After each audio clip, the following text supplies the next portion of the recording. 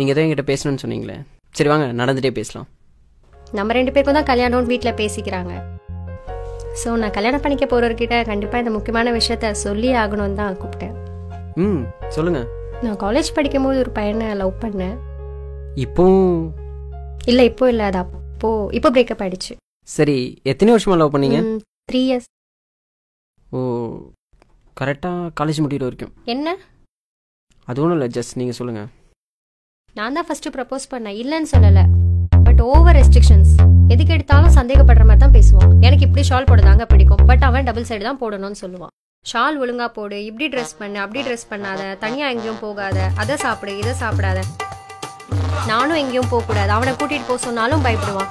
இவனோட பேசு, அவனோட பேசாத, ஏன் ஃபேஸ்புக் போகக்கூடாதுங்க, அப்படியே போனாலும் ஃபோட்டோ அப்லோட் பண்ணக்கூடாதுங்க, இன்க்ளூடிங் லெகின்ஸ் டிஷர்ட் கூட போடக்கூடாதுங்க. மொத்தத்தில் 3 வருஷமும் சண்டை சண்டை சண்டை தாங்க. அதாங்க பிடிக்கல. இனிமேலாவது என் லைஃப் எனக்கு பிடிச்ச மாதிரியும் எங்கள் அப்பா அம்மாவுக்கு பிடிச்ச மாதிரியும் இருக்கணும்னு நினைக்கிறேங்க. உண்மையிலே சூப்பருங்க. என்கிட்ட, அதாவது உங்கள் லைஃப் பார்ட்னர்கிட்ட இதை பற்றி சொல்லணும்னு நினச்சிது. இதை நீங்கள் என்கிட்ட சொல்லாமல் மறைச்சிருந்துருக்கலாம். பட் லைஃப் ஃபுல்லாக என்கிட்ட மறைச்சிட்டனோ, நான் உண்மையாக இல்லைன்னு நினச்சி ஃபீல் பண்ணிகிட்டே இருந்திருப்பீங்க. அப்படி தானே? இதை சொல்லிட்டா மட்டும் நம்ம ஃப்யூச்சரில் சந்தோஷமாக இருந்துட முடியுமா? இது ஏன் சொல்கிறேன்னா, அவரை விட்டுட்டு வந்த மாதிரி என்னையும் விட்டுட்டு போயிட்டீங்கன்னா, நான் என்ன சொல்ல வரேன்னா, அவர் சொன்ன விஷயங்கள்லாம் நானும் சொன்னால் என்ன செய்வீங்க? அவர் சொன்ன எல்லா விஷயங்களுமே உங்களுக்கு ரெஸ்ட்ரிக்ஷனாக மட்டும்தான் தெரியும். ஏன்னா நீங்கள் ஒரு பொண்ணு. ஒரு பையனை அதுக்கு பின்னாடி எவ்வளோ ரீசன்ஸ் இருக்குன்றது எனக்கு தாங்க தெரியும். ஏன் உங்கள் அம்மா சொன்னதில்ல டபுள் ஷேட் ஷால் போட சொல்லி? நீங்கள் போட்டு போகிற ட்ரெஸ் எல்லாம் பார்த்தா பசங்க எப்படியெல்லாம் பேசுவாங்கன்றது ஒரு பையனா எனக்கு தாங்க தெரியும். நீங்கள் பார்க்குற விதம் தப்பாக இருந்தால் அதுக்கு நாங்கள் என்னங்க பண்ண முடியும்? பசங்கனாலே தப்பானவங்க தானே, தப்பாக தானே பார்க்குறீங்க. பசங்களே தப்பானவங்கன்னா அப்புறம் ஏங்க அவங்கள லவ் பண்ணுறீங்க, ஏங்க கல்யாணம் பண்ணிக்கணும்னு ஆசைப்பட்றீங்க? என்ன சொல்ல வரீங்க இப்போ நீங்கள்?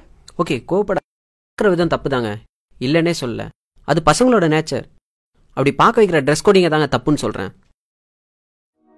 கண்டிப்பாக நீங்கள் டிஷர்ட்டோ லெகின்ஸோ போட்டு போனீங்கன்னா பார்க்குறவங்கலாம் நல்ல ஃபிகர்னு தாங்க சொல்லுவாங்க. ஏன் நான் கூட சொல்லுவேன்.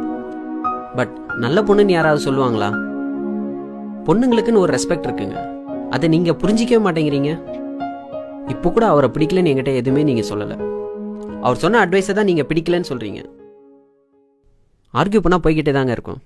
லாஸ்ட்டாக ஒன்று மட்டும் சொல்லிக்கிறேன். அவனுக்காக நான் ஏன் பண்ணணும்னு நினைக்கிறத விட அவனுக்காக நான் பண்ணாமல் வேறு யார் பண்ணுவாங்கன்னு நினச்சி பாருங்கள். லவ் உண்மையிலே சூப்பராக இருக்குங்க. எல்லாமே சொல்லியாச்சுன்னு நினைக்கிறேன். நீங்கள் கிளம்புங்க. பாய்.